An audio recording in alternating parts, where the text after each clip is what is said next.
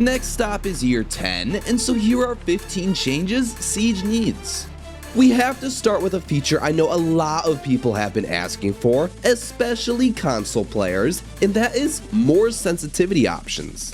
Now, what do I mean by that? I'm talking about Ubisoft giving us the option to customize the sensitivity for other things we control aside from our weapons.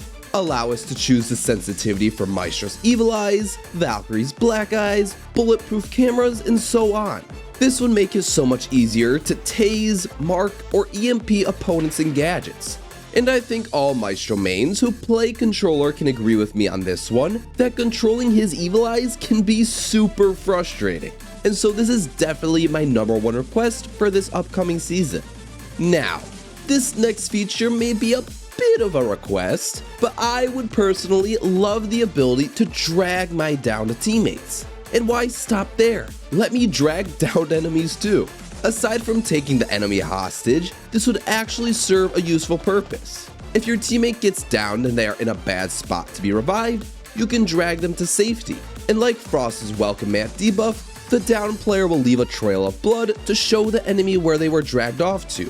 Dragging a down enemy will also serve a purpose, because if you are on defense and happen to down an opponent and you have a Caveira on your team, you can bring her an early birthday present. And what's a better feature to pair alongside dragging the enemy than with proximity chat? I obviously don't have to explain this feature because you all know what it is, but I think this addition could make for some funny engagements. Or some of you would get voice banned within a day because of something you said. You know who you are. Oh my god, you backed to the wrong side. I'm literally just backing up, you Are you stupid or Call of Duty has brought some great moments to the game with proximity chat, and so why not give it a shot in Siege? Another game I would like to see Siege take inspiration from would be PlayerUnknown Battlegrounds. Before I get started, I know some of you will absolutely hate this idea, but hear me out. What if Ubisoft made it so bullets are actually being fired out of the barrel of your gun? If you don't know, bullets technically come out of your eyes in Siege right now.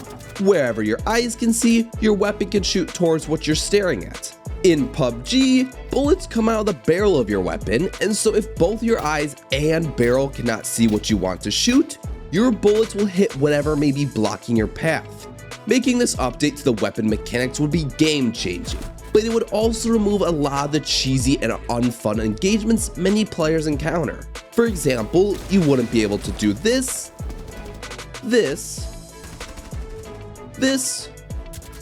or this. These are just a few things that wouldn't be possible anymore, but in my opinion at least, it would make the game a lot more fun. A system that all players can agree on that Siege needs more of are contextual pings. These would be pings that all players on the team can see, yet cannot be used through an observation tool where you would be able to tell your teammates something that may be important for the round. For example, you can mark a soft wall where the ping means, please don't reinforce. Or maybe you mark the ground beneath your feet and the ping means, Doc, please heal me. So that way you don't have to go knifing his face 100 times until he stims you. Minor communication tools like these would make preparation phase and action phase go a lot smoother. Alongside banning cheaters, players can also agree Ubisoft needs to add new maps to Siege. Through the entire 4 seasons of Year 9, we got no new maps whatsoever. The last new location we have seen added to the game was Lair back in Operation Deep Freeze. Stadium Alpha and Stadium Bravo were both reworked in June of last year, but these maps weren't even added into the competitive playlist, and so ranked players have been itching for something new for some time now. Perhaps a map inside of a mall, a museum, or even a cruise ship would do just fine. An honorable mention to any cosmetic enthusiasts out there would be for Ubisoft to change how operator portraits work. Currently, they only showcase a certain outfit set, but what if they keep the poses the operators are in and replace the uniform and headgear on the card with what your operator is actually wearing?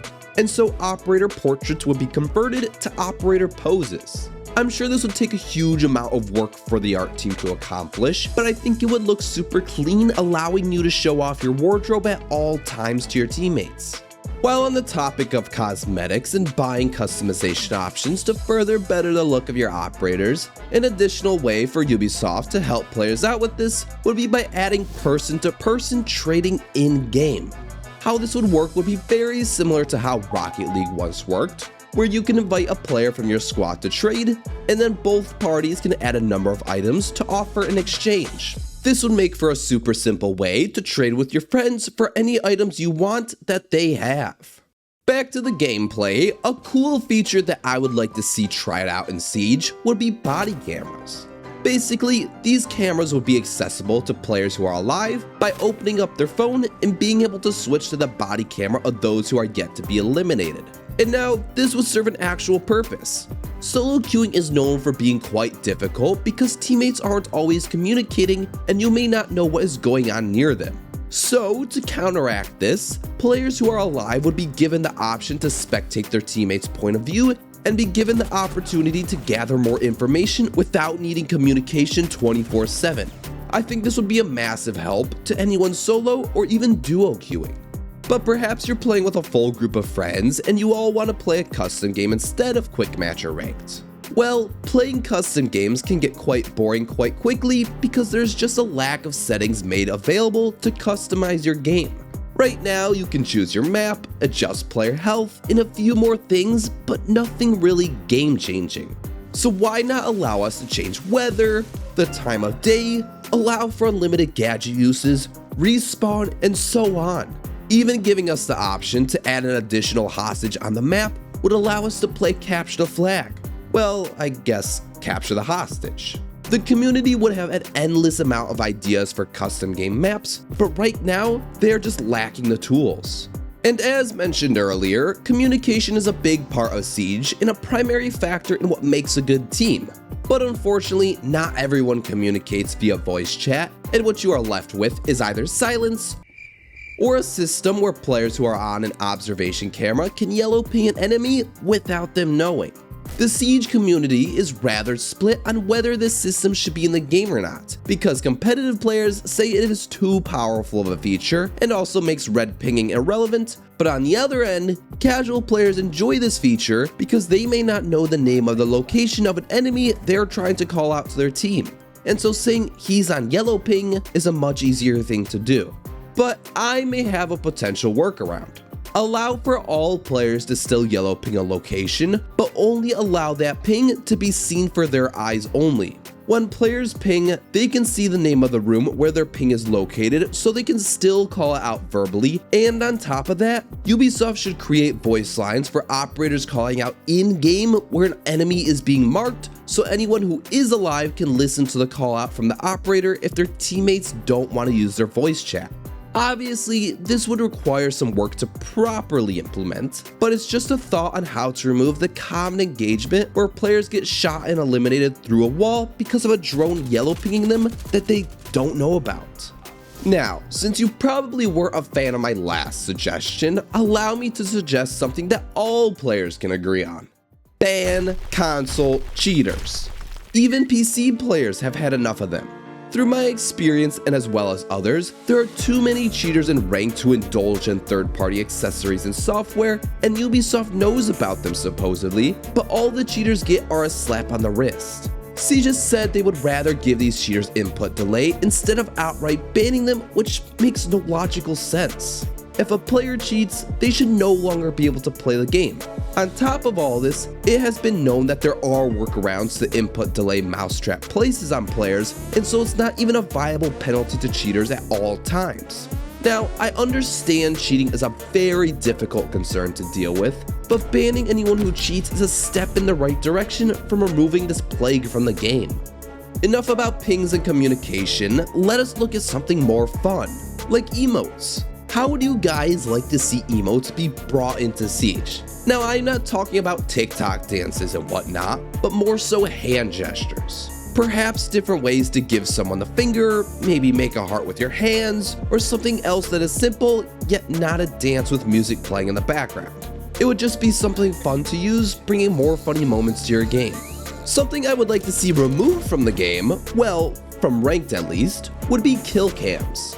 And the reason for this is because there are times where players will use a hidden angle or make a certain play that once used, it won't work again in the same game because when the enemy is eliminated, they see exactly how their death unfolded.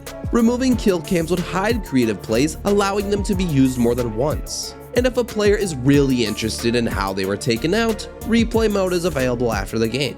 And while Siege is constantly becoming a bigger and bigger game, I think it's almost time to take a look back at Operator Pick and Ban and update it.